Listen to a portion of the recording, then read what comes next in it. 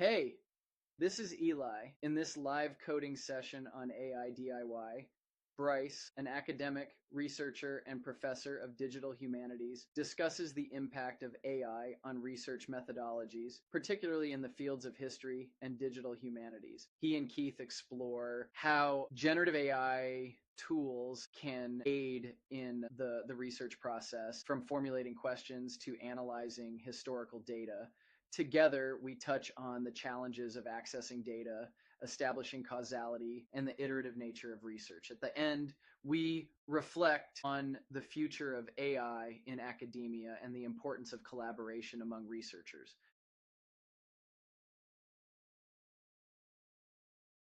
Well, I am an academic, putting that in quotation marks. So I do a lot of research in the field of history, in the field of science and technology studies, as they call it. So I spend a lot of time reading, looking at documents, writing, and as AI, particularly LLMs, have taken off over the last couple of years, I've been really interested in how this can help my work because I do think, my kind of field is perhaps uniquely positioned to be aided by these language tools, these generative AI tools in that kind of domain. So, but on the other side of the coin, I'm also a really big open source advocate. I care a lot about things like privacy, digital autonomy, digital sovereignty, and I've kind of begun to think more about these issues, especially in the last year or so. That's kind of how I got interested in AI and just thinking about how these things could be applied to my work. But also, I'm of two minds a little bit in that I very much value these tools, but I also think that they can come with some problems, both like as an individual in terms of the privacy, so on and so forth, but also like macroeconomically potentially as well. So, but yeah, that might be more than you asked for, but that's kind of how I got interested. It's actually kind of right on. I think my follow up would be, and then I'll let Keith ask a question, is uh, if you think about like starting a research project 3 years ago compared to if you were to start a research project tomorrow, what is the like stark difference as a result of like generative AI, as a result of recent technology? Hmm. How has your work as a researcher, quote unquote academic technologist, like how has that changed, in that kind of 3 to 4 year time span? That's a really good question. Well, if we're talking strictly about the research side of what I do, because I do research, and up until now, my primary job has been in research, although I've recently shifted into more of a teaching role. And so on the research side, I'd say that the beginnings of the project haven't really changed that much, where we're sort of thinking through like these bigger philosophical issues. We're kind of trying to think about the literature and what's already been written and where we can kind of intervene or make a new contribution. But where I think has really changed is the middle to late stage of the project where you're trying to convert the ideas you have in your head into words on a page, or when you're trying to process through a bunch of documents that you've already kind of scanned and looked through in the archive. And so now I find myself very frequently when I'm trying to write something, if I have an idea, I'll literally like record on my phone just me like stream of consciousness talking, and then have an LLM just be like, here, write this in a more scholarly tone, something like that, and get a sort of at least beginning outline of a more polished piece of writing or a more polished output. And that's been really helpful, I think, in that process of converting ideas into written language that makes sense to someone other than myself. Yeah, yeah, Yeah, yeah. totally. We kind of talk about this as like the articulation barrier. Like Mm-hmm. I know what I want to say, but I don't quite know exactly how I want to position it. And Yes. if I can articulate myself to, a thought partner, that can be really helpful to Mm-hmm. move an idea forward, whether it's pair programming, collaboratively writing, design. That articulation barrier is like you just rub up against it over and over, constantly, every day. But Keith, I think you were gonna ask a question. What was on your mind? I think I'm just wildly interested in the topic that Brice works in, so I'm kind of like excited to ask a bunch of different questions, but we could start anywhere you want, not necessarily where I jump in. My big, I think, first question is just like, what is a project for you? Like, in terms of like, yeah, what is your past work? Because I think I have specific questions about how it could work, but Sure. Yeah. Well, my dissertation that I wrote was on the development of the medical device industry in the late 20th century United States. So I wrote about physicians and engineers and how their different professional backgrounds informed their approach to crafting regulation. At the same time, I also have another angle to my work, another methodological lens to my work, which is this field of digital humanities, as we call it, which is applying computational tools to answer more humanistic, kind of non-quantifiable questions. So I've done work using natural language processing and other things like that to, for example, process, it was like 300,000 journal articles on biomedical technology written between like the 1970s and 2000, kind of track changes in the prevalence of certain topics in the scientific literature. So yeah, that's kind of my specialty. I don't know if that answers your question, but yeah. No, it absolutely does. And this is like a huge hobby of mine. I know it's your job and that you are a professional. But like since AI has come out, I feel like it has empowered the space of like computationally reading. Like I've been going over newspaper archives, like trying to find out shit about my family and stuff. And it's like that's insane. Like and I think my first question is like on your research in particular, I think there's three parts to my question is like, how do you determine like what the main idea of like what you're trying to discover is, especially at that like higher level where you're trying to learn things about society as a whole? And then the second one is like, is access an issue to the data? Because I feel like with history, often like, this is just how history works. Like the vast majority of stuff is like we just haven't read the history or don't have access to the history of other people's perspectives, Yeah. and like that's something that's hugely valuable. And then the third question is just like, yeah, how do you read all of that stuff? It feels like that's gotten a lot better in the last few years.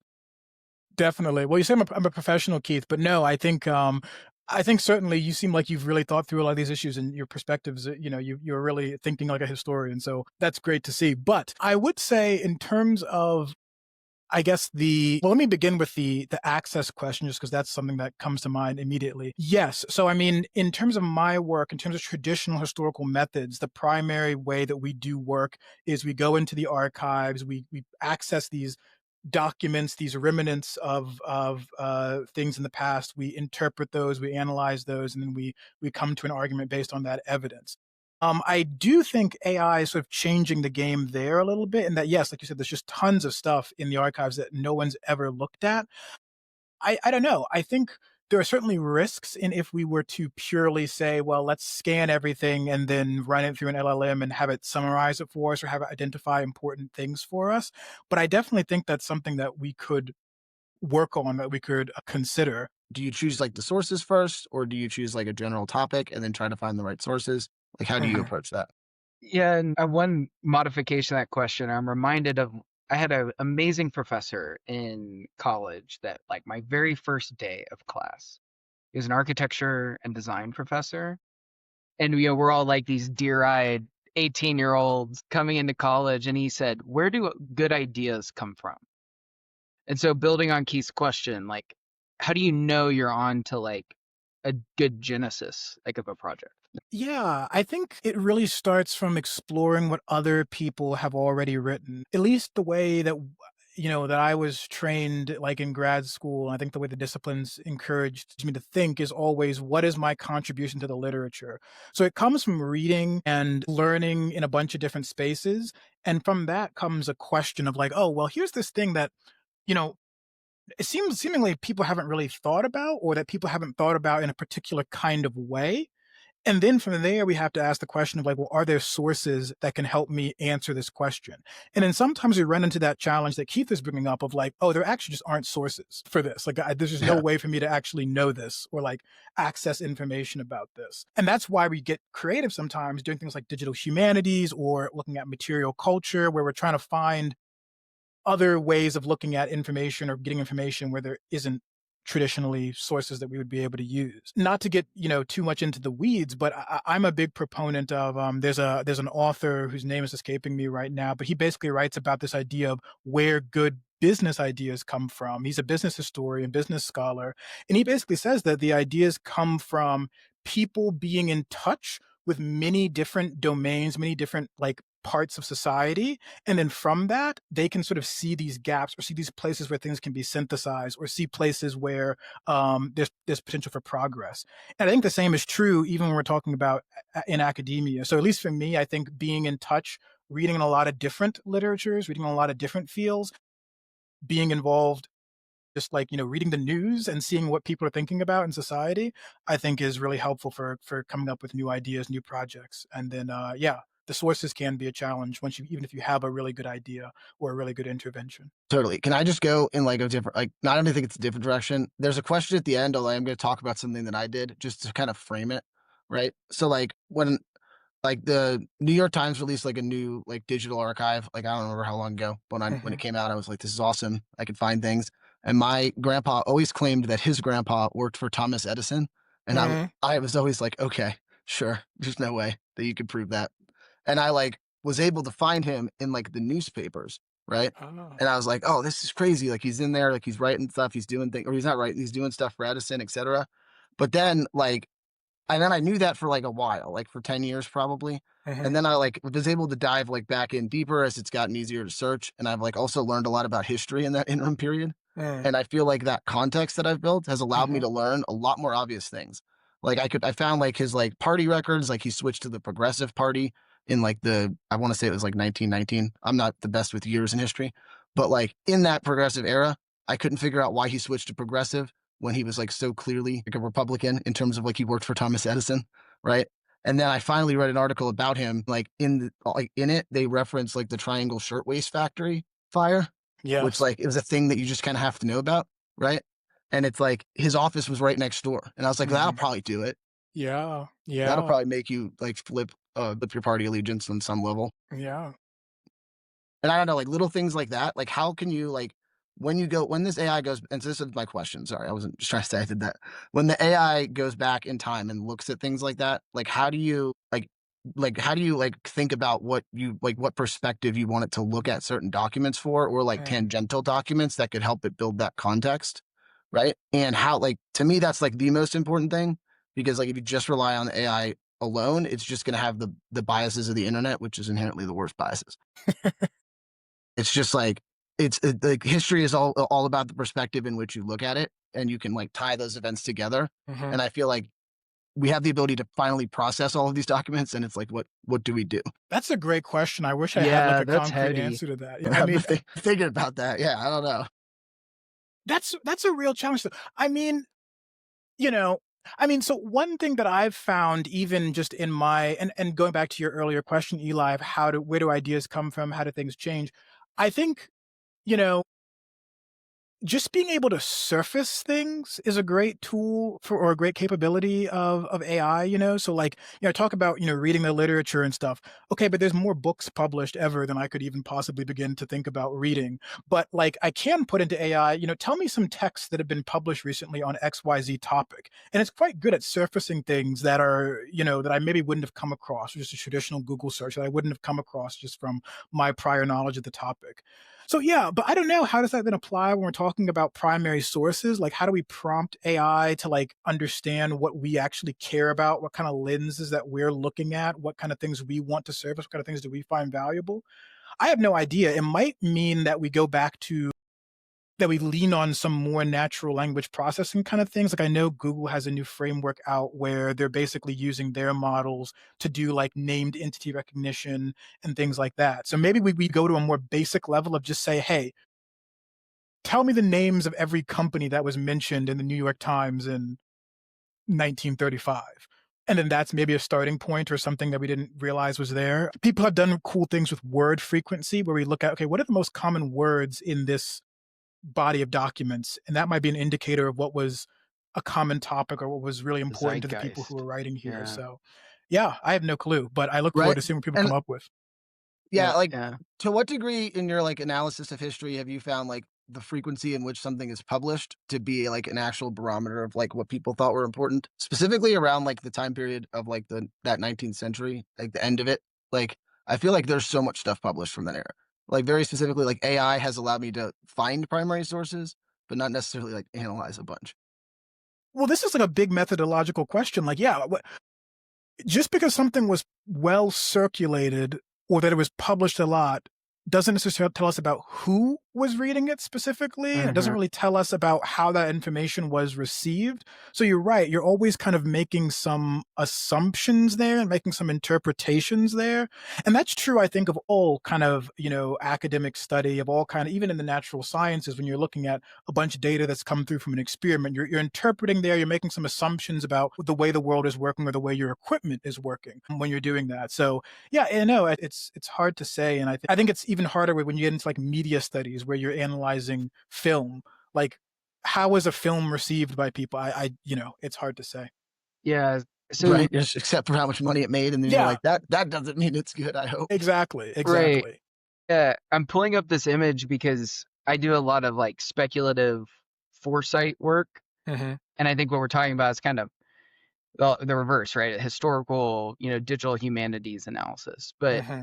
what inspires me, or what I'm trying to like connect to, and what you've shared and what Keith's bringing up, is just because there's a decision that's made, an event, or like a trend that's recognizable, the real power comes from contextualizing. Mm-hmm. So what are the direct results, or what you might hear as like first order effects? Mm.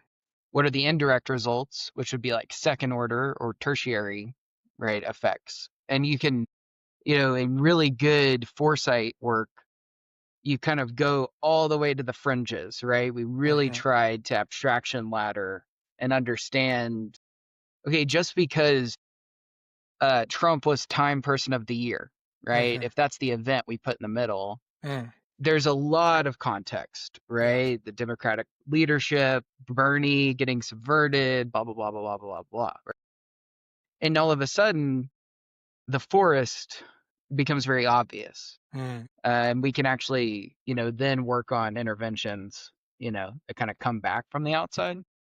And so it's interesting because, or what comes to mind is like, although, let's say malaria, right, is something that, came up as significant in the early 20th century, right, or late 19th century, for example. How do you think about like when you're composing a digital humanities project, or does this like resonate with you? Are you thinking in these kind of frameworks? Yeah, I mean, well, this is, one of the, I guess, I don't know, controversies within kind of the field of academic history is this question of predictive value. So like economists, for example, are very quick to tell you, well, yes, we can do our analysis and we can predict what's going to happen in the economy. All right, bro. Yeah, I know. It's the worst, man. It's the worst.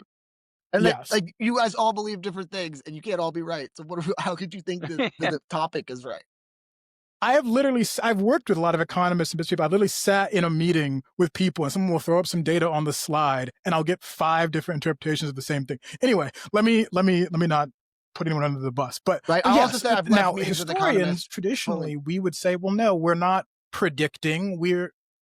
Yeah. I mean, we would say we're not predicting. We're just sort of understanding. We're trying to understand patterns. We're trying to understand, how things change. We're trying to understand what is the nature of human society. That sounds kind of pretentious, but you get what I'm trying to say. And so I don't know. I don't really think about this like line of causality in that way when I'm kind of crafting a digital humanities project.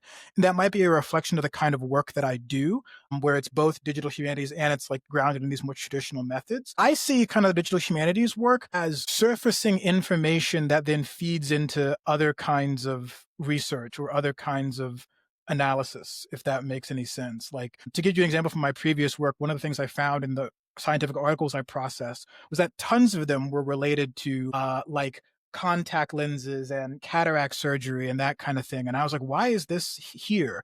But looking into it further, it turns out that contact lenses were actually one of the things that prompted some of the initial concern and regulation of medical devices. And so that's kind of something I found out just based on surfacing information in a body of documents that I would never have been able to like read by hand, if that makes sense. And so that's kind of how I think. But I don't know. I mean, maybe there are opportunities to use AI to do more of this kind of causality work or more of this, I don't know, future casting work. What's interesting, on the podcast previous episode, we interviewed Avi Yashin from a company called Subconscious AI. You might be kind of interested in this, where his whole niche was employing large language models for causal research.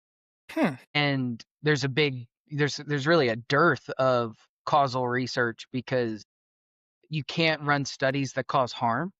And so you can't really know or sort of know causality in certain psychological research, certain behavioral research, and they're growing like crazy. So maybe worth checking out in your spare time.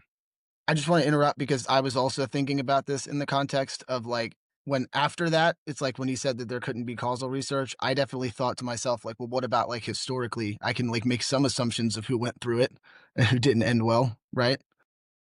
I mean, there's not like a good analysis of like mental illness, and so you can't obviously like track it. But like this is the theory I was thinking of is like, could you track if certain people in history actually had certain mental illnesses or like exhibited the signs of it and see what that like impact that had on the world at certain stages?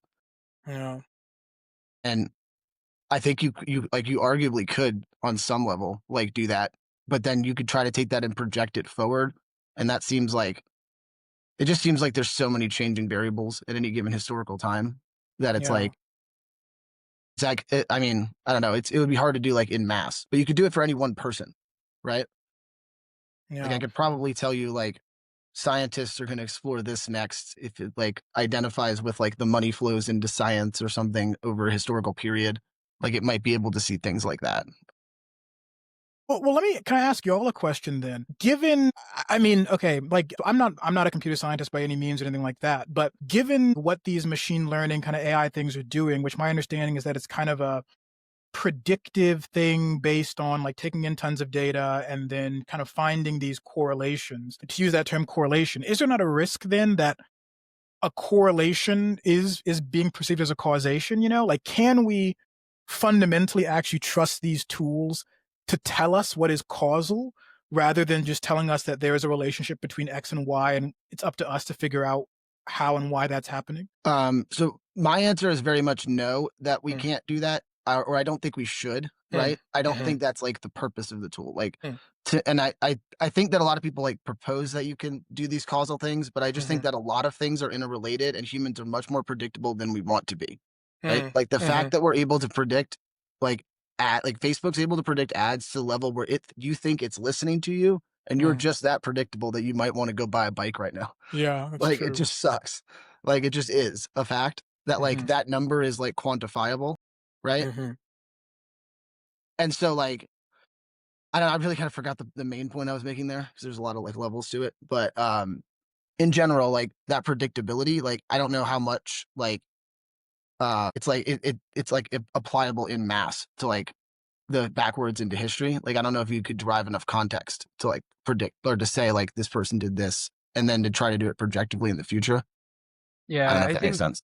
it just reinforces for me the importance of like we should connect you with Avi because he's using synthetic users to take existing research studies that indicate causality, seeing if he can recreate them to statistical significance with synthetic data to answer the question you're bringing up.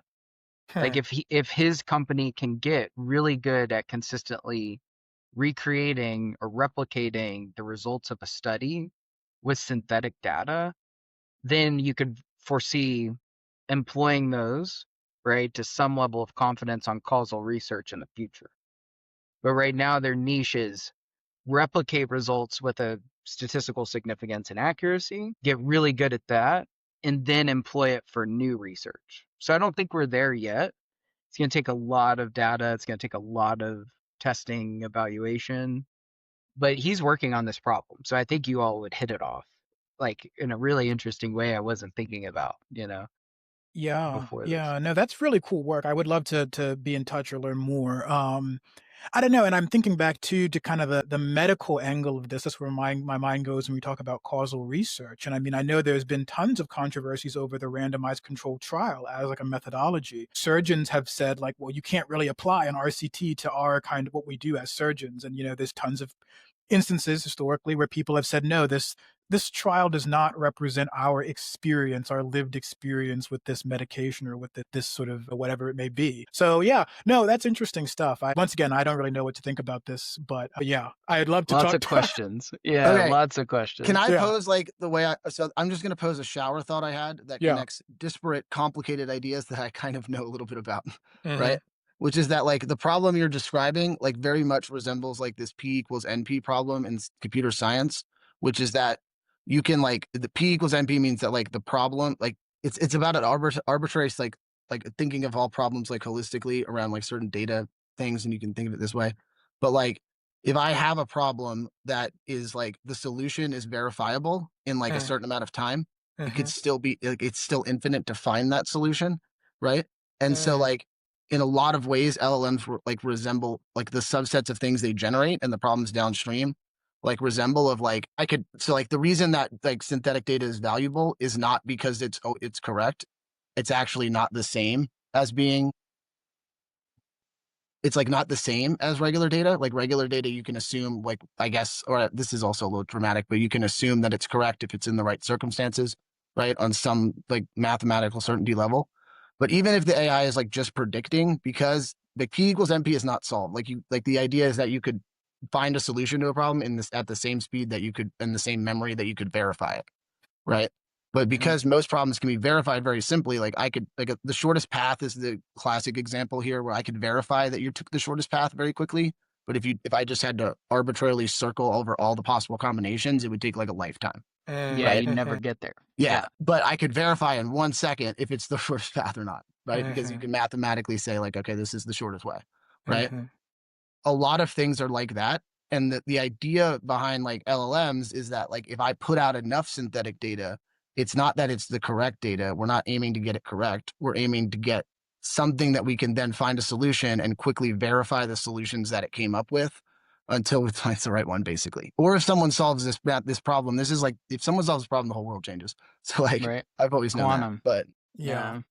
a quantum could come to the solution to this. I think that the most popular argument is that there isn't a solution to this, right? That you really can't solve it in polynomial time to figure out the most optimal solution. But if you could, this kind of goes downstream where it's like that doesn't matter as much when you're trying to sell things with synthetic data, right? Like you might end up on a solution that's way better than you had before because you can try all these different paths. Yeah, requisite. But it's still kind of yeah. up to you to verify, or how it depends on how you verify what solution you choose is correct. And if you don't verify at all, then you're just going to go down mystery paths of like worlds you think are built to be correct.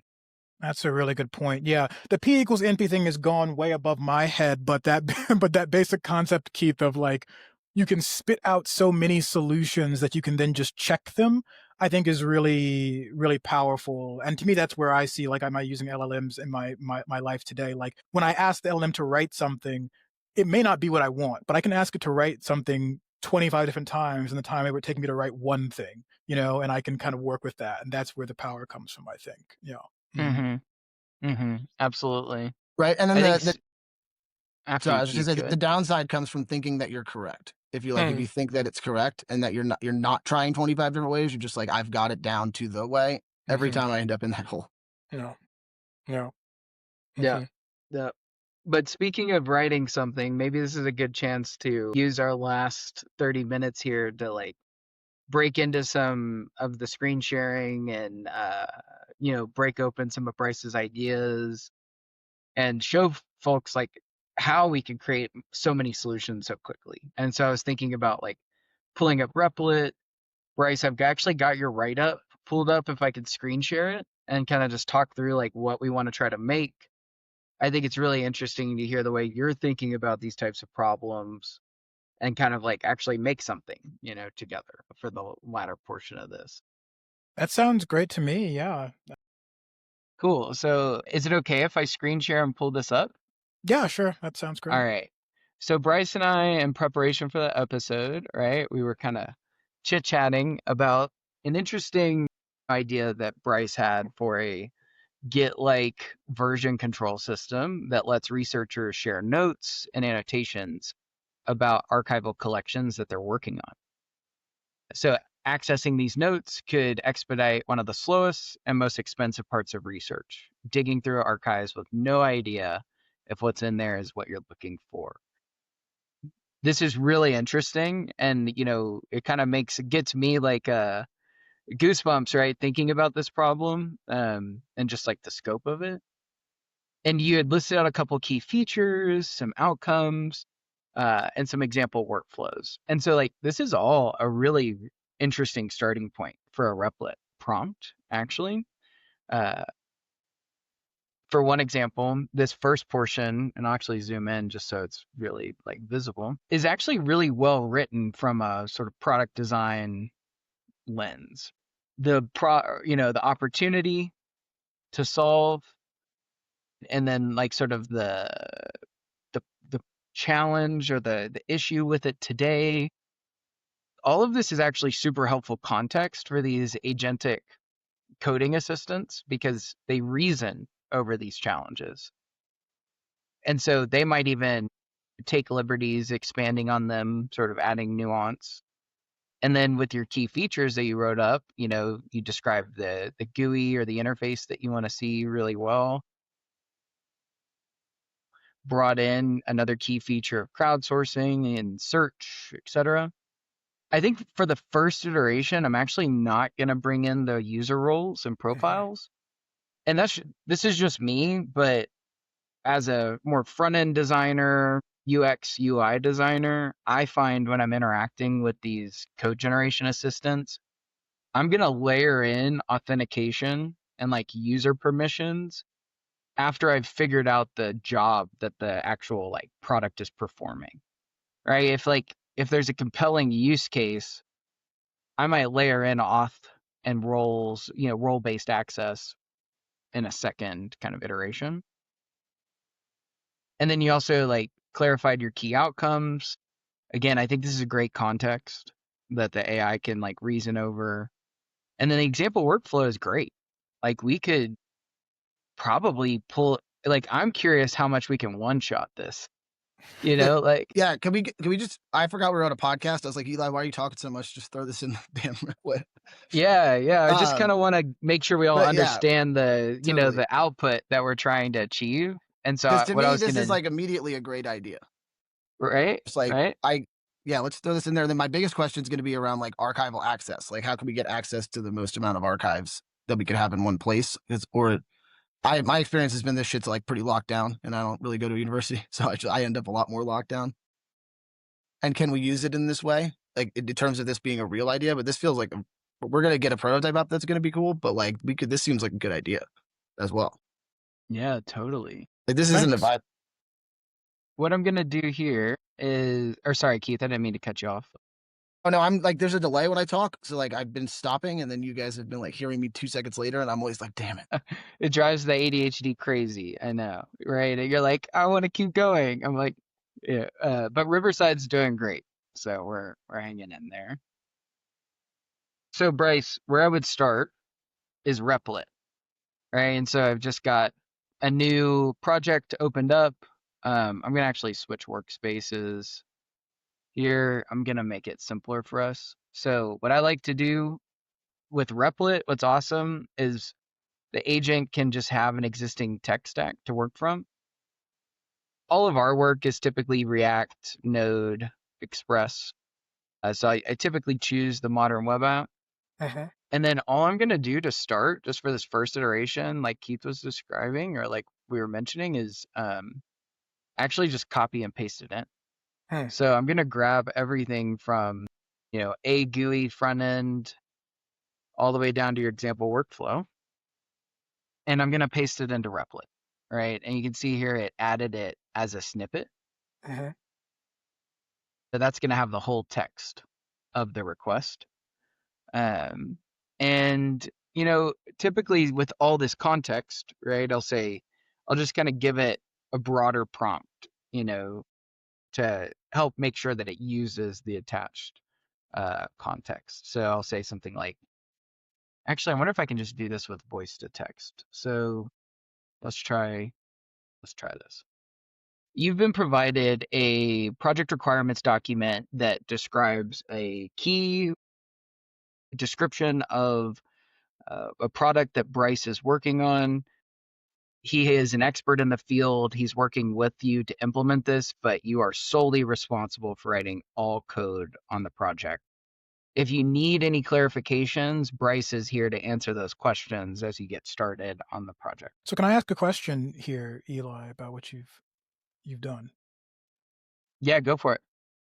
So I'm putting on my kind of like my educator hat here, because I know a lot of people are panicking about the use of AI in school and stuff. But can you tell me, like, when you just gave that prompt there, you very much framed it almost like a conversational thing, like you're like a partner with the tool. Is that a very intentional strategy of, like, quotation marks, prompt engineering? Or, yeah, where is that coming from? You know, my posture working with AI is very much as a collaborator. So I rarely treat it as like a task or like completion tool. I'm always in discourse with it, like asking it questions, having it interview me, you know, reflecting back, ideas. And that's just the way that I get a lot of joy out of it rather than feeling like I need to know exactly what to tell it. Like, I admit my flaws, right? I say, hey, I'm not the expert. I work with engineers that are way smarter than me. Help me think of the right questions to consider. Help me explore the fringes of what I know while still like allowing me to be creative. So I wouldn't say it's like a prompt, engineering So approach as much I though. wouldn't say it's a prompt engineering approach. What I'd say is it's more a result of like the prompt engineering underneath these tools that people are doing. So like this is an agent running multiple LLM calls, and like over time you actually like I would compare it to like the meta of a video game where it's just like if I tweaked the settings where the gravity's different, like you'd feel it, right? And you just end up talking to it different, but it just ends up being faster to say things to it because you know it's like hitting all these prompts and filling all this context in that you kind of get a sense for like where it's at and you can like direct it. And that's where the vibe phrase comes from. Because like some people just do that without knowing anything about coding and get kind of lucky. But like in general, you could tell if it's like a person, it'll get like focused on the wrong thing. And like if you leave some things general, sometimes it'll take the approach you wouldn't have thought of. Like, and it kind of varies by tool. Mm-hmm. But in terms of like, it's not just sending one LLM request where like you would want to craft it like perfectly, right? It's like using that to generate multiple ones that it might do. Yeah. Interesting. And we can show some of that here once we get out of the planning step. But let's review before we keep going too far. So we have a GUI front end for a Git-like version control system specifically designed for researchers to share notes and annotations about archives or collections. The core objective is to create the web app that allows researchers to collaboratively document and interpret these materials, making research efficient and accessible while supporting diverse perspectives through branching interpretations. So Replit produces a preview here. It's really not interactive at this point, but it's kind of going to give us a reference of what we might expect it to output. And then we've got some initial features. So I just want to give you a chance to like look at these features, and we can choose some that we don't need to focus on right now. And we can even ask it to edit the plan and update it. So maybe it missed something in your idea, or maybe you want to push it further. Based on what you're seeing here, is there anything that we should strike or change? Maybe is a little too far afield or not ambitious enough? What are you kind of seeing so far? No, I think it looks good. I mean, the first bullet point says, archive collection management system. I don't know if that will confuse it and that we're not really managing the archives or kind of managing notes from the archives. I don't know if that's worth tweaking, but that's one thing that came to mind. Okay, what else? Let's just keep going through it because I'll craft a prompt and we'll ask it to update the plan. It does say it's doing the user profiles thing, although I think you mentioned it might be good to cut that out in the first iteration, which I agree that might be a bit too complex to think about right now. Yeah, integration with actual Git repositories for advanced users. Yeah, I didn't even think about that, but that'd be good to have that sort of there. If you know how to use Git, you can just kind of directly go in. Yeah, LLM-powered change summarizations for the pull requests, advanced conflict resolution tools, integration with academic databases, and citation management. That's kind of, I don't think that's appropriate at this point, just because that's, I don't know, it just seems like it's a bit complicated. One more down, integration with academic databases and citation management. Everyone has their own citation management tools and stuff like that. Real-time collaborative editing. Yeah, I think this is like also, I'm seeing this as like a for later section, which is, like these are definitely all things for later. These all next. seem very advanced, so yeah. Mm-hmm. Right, yeah. Cool. So let's see, we'll ask it to update the plan. And I'm also thinking, like, right now, these tools love a homepage. Like, Lovable, V0, some of your other code gen tools are always gonna, like, they typically start at like a landing page or almost like an advertisement. And then, like, I find Replit is, since it's so focused on like sort of actual full stack applications, it like loves a dashboard page. And I've kind of started, Keith, I'm curious how you feel about this, but I've really started trying to like get away from beginning at a dashboard, right? Because like I don't really care what the landing page is. Like so many times I'm actually focused on like the role of the prototype. Like what position does it play in somebody's workflow? And like it's not about like some overview with metrics. It's like that's always where these things want to start. Yep, I'm a big believer that all construction projects start with digging a hole for some reason, and then all of these projects start with the dashboard. Like that's just how my experience as a real dev too, where it's just like you always end up throwing together something like this and asking them, is this good? Right. We did get quite a lot of changes in the plan. It looks like but this is actually looking more like what you were saying, Eli, where it's like giving the user just the information they want rather than, numbers or whatever. Yeah, some homepage. I'm like, don't anticipate the homepage. Oh yeah, it's cool. It's even going into the Markdown editor. And I think what I'll do once it kind of finishes the preview is strike the collection management system. Mm-hmm. But I wonder how tied that is to the box idea, right? We talked about needing to work from like a box folder so I wonder if that's what it's interpreting as collection management. That's probably what it's interpreting as collection management. Yeah. And I mean, at least what I'm seeing here on the slide is looking fantastic. I tried to like code up my own like Flask version of like basically this, and it actually more or less looks like a more sophisticated, or my version looks like a less sophisticated version of this. So it's really nailing what was in my head subconsciously, I guess. Yeah. All right. So I think with that being said, I'm going to hit approve and let it run while we keep chatting. Totally. Also, something I want to say too is that, after we're like done with this, if you have a similar repo that you've done before, I would put it into an AI tool as well, kind of ask it to say, what features does this have that mine doesn't? And then ask it to merge them over. I know it's a different language, but I do feel confident suggesting that now. Yeah, so Brice, what he's kind of getting at while the preview is going, right? You'll see this agent is taking multiple steps to what Keith was describing earlier. So it can go look at multiple files, it can reprompt itself, it'll check in and let you know as it's making edits. You can watch the code that's being written per file, which is like, as somebody who's still intermediate, in terms of like full stack development. That's why I, work with Keith. That's why I hire engineers. I learn so much by working with Replit. Like I feel like I've grown as like a entrepreneur or creative by just understanding like the relationships in these files better. So I love Replit as a tool. Right. And to Keith's point, check this out, right? That we can go to Git and we can actually publish this as a repo that you can go pull down. And if you wanted to work in Replit, you could. Right, you can work with this agent, or you can just work in Git with your VS Code or Cursor or what have you. And you'll see like Replit you can manage its own deployments, its own databases.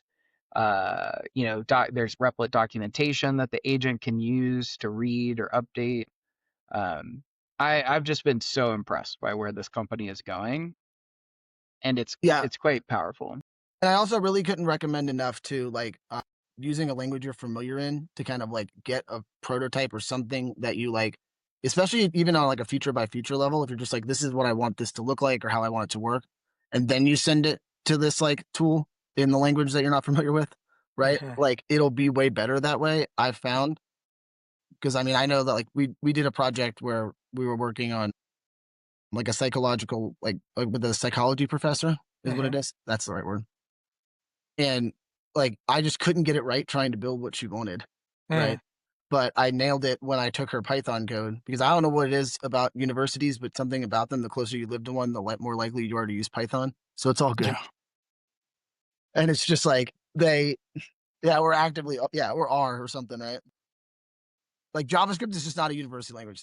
It's theoretically a terrible language. It's just like, it's just something that people use, right? And so it helps us build these web apps and things. But what I would say is like my mistake I've made a lot is like trying to iterate inside of this like build step when I could have iterated outside of it in a way that would have been a lot easier to communicate with people in their language. Because like the tool makes it a lot easier for me to force my language on you as well, which isn't necessarily the easiest way to get to like the best solution. I think both of you said this then that like, this is a very iterative process for you. Like you're going back and forth, you're having a dialogue, you're having a conversation, you're working inside the tool, working outside the tool. That's very interesting. Yeah, and something I've been doing lately, I wonder if I could probably demonstrate it a little bit with this project. If I were to deploy this project to Git, right, or just push it up to remote, I can go and actually hit that same repo with GPT-5, which is now extended thinking. I have the pro model, so it's going to crawl the repo top to bottom in the same way that this agent here, right, is constructing it. But I kind of give them two separate roles. Like, I actually don't want my Replit agent to have like critical thought at all. I want it to be an implementer. I want to give it a task. I want it to write the full code.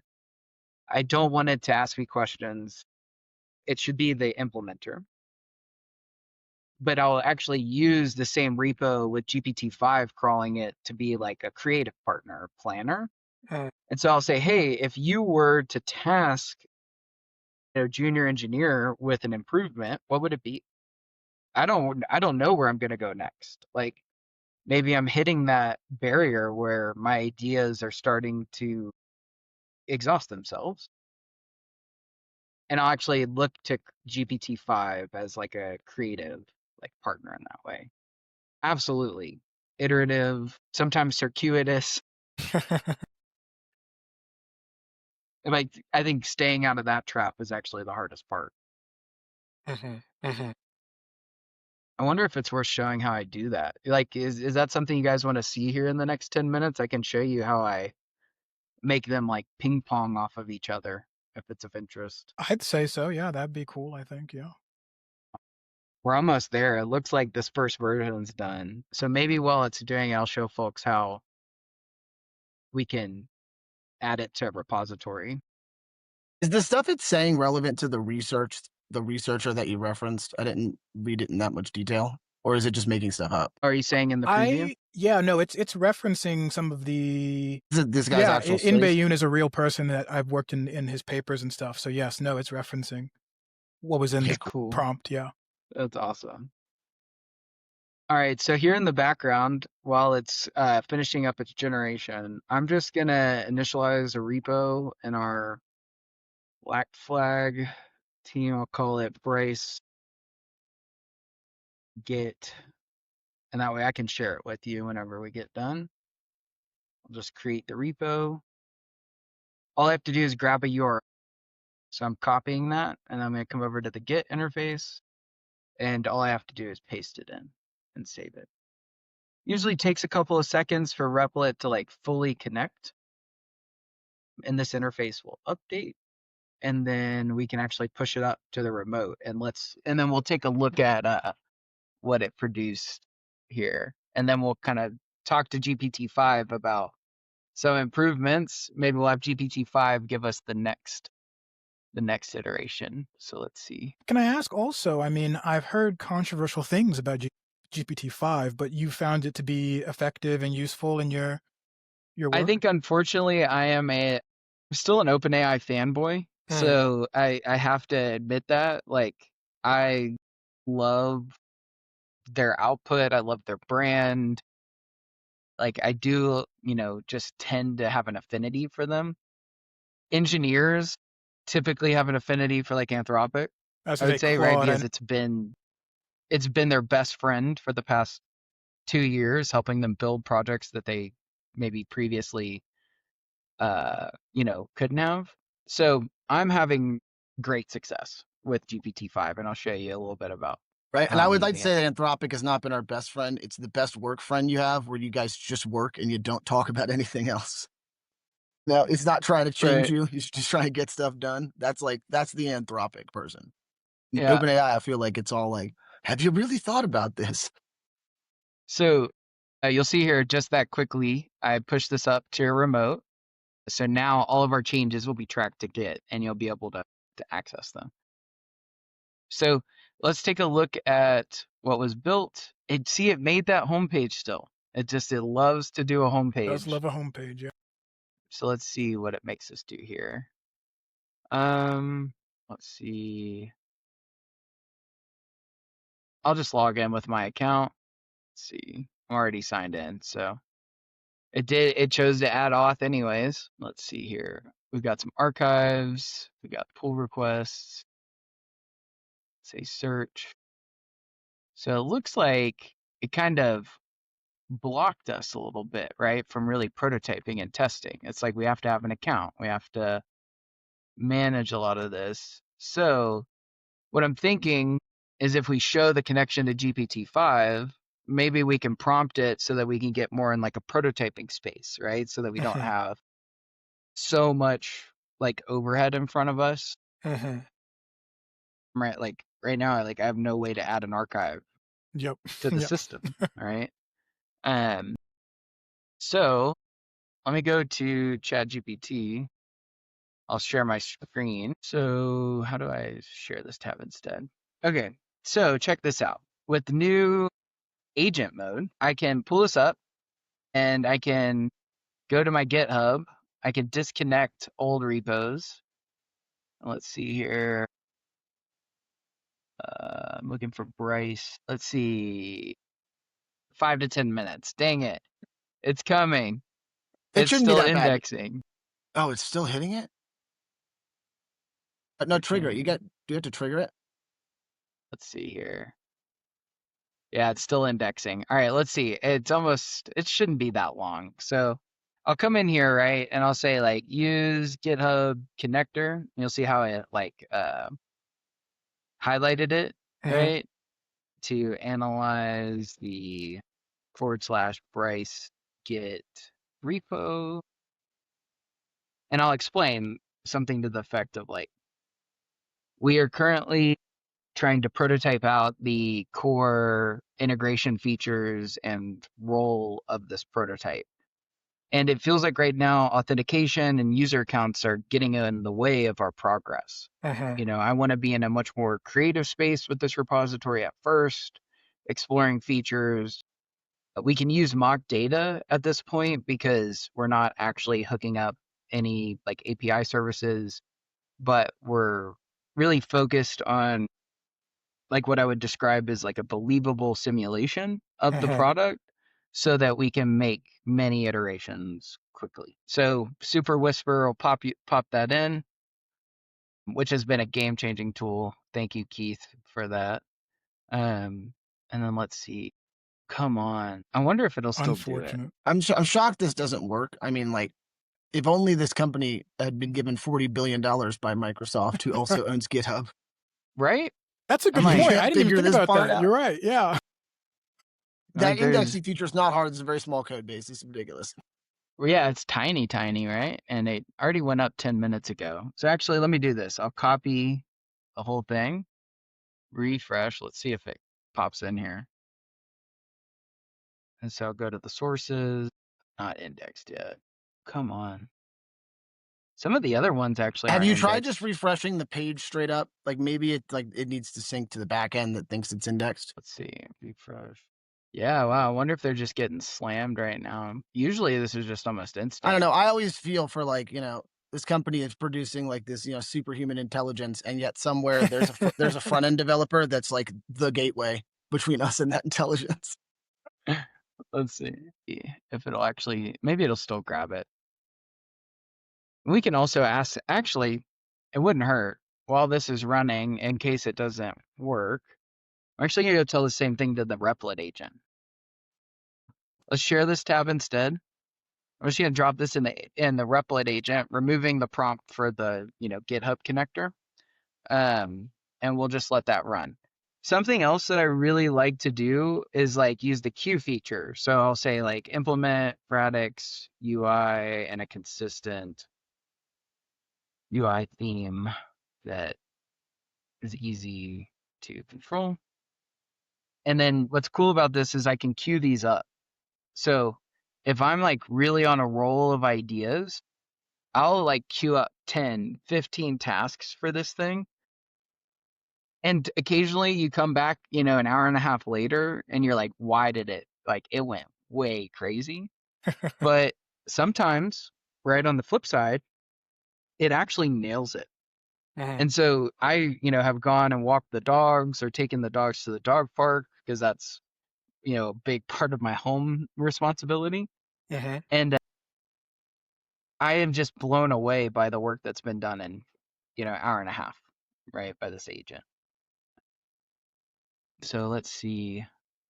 While that's running, I'll switch back over here. Let's see. Yeah, it still couldn't pull it through the repo. But the, kind of still a worthwhile point is like when I'm reading this, it takes me back to like learning Angular with Keith in like 2016 because the sort of quality of the instructions or tutorials remind me of like really great Medium articles. It reminds me of like easy code blocks, kind of easy ways for me to like progressively learn about these concepts. No.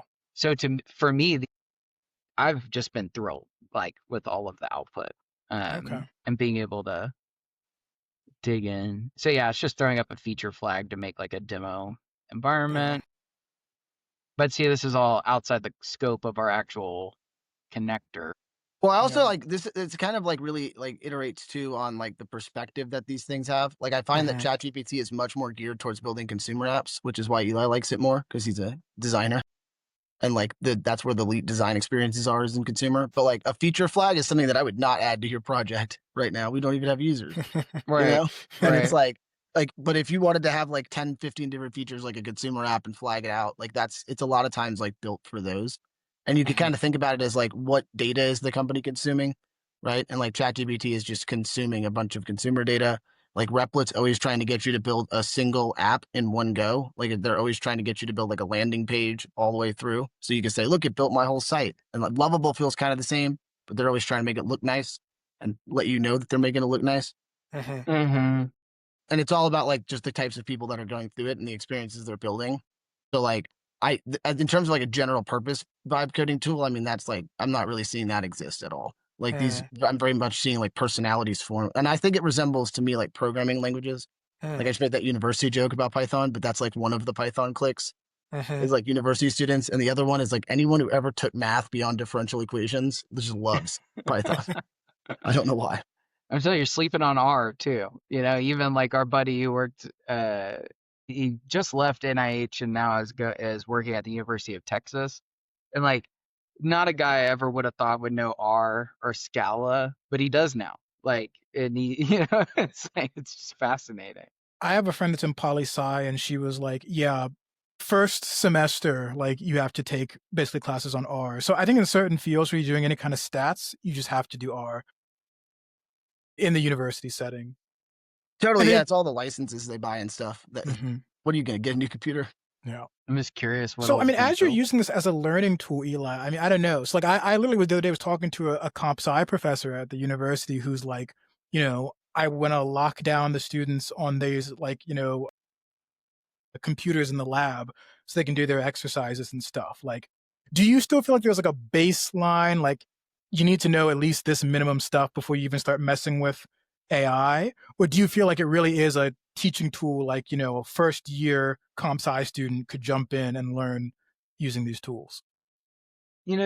I'm curious about Keith's point of view on this, but when I go down this like line of inquiry, Mhm. I wonder why I feel like I'm having such success. And even occasionally I'm complimented by our engineers for proposed solutions when I'm not a full stack engineer. Mm. And I think back to like my education in architecture school a lot. And the value of architecture school, although I don't build buildings today, was that I learned about patterns, systems, structure, component-based thinking, design as well. And so much of the way that I work with these, I think of as like transfer of learning. Mm. Like I'm using like architectural thinking and problem seeking to explore with AI to apply my knowledge in those design spaces to software architecture or software engineering. Yeah. And so it's an excellent tool for transfer of learning, like taking one context and mapping it to another context and still like finding progress. Mhm. I don't know if I could do that at an 18-year-old. You know Mm. what I mean? Like, I don't Mhm. know if I have the language. I don't think I Mhm. know enough about these types of concepts to do that well, Mhm. but maybe there is still that transfer of knowledge happening at the ComSci, 301 classroom where Mm. somebody grew up with a high school job working at a restaurant and, we can take one context and apply it to another context so that somebody grows faster. So Yeah. I think it's amazing for that.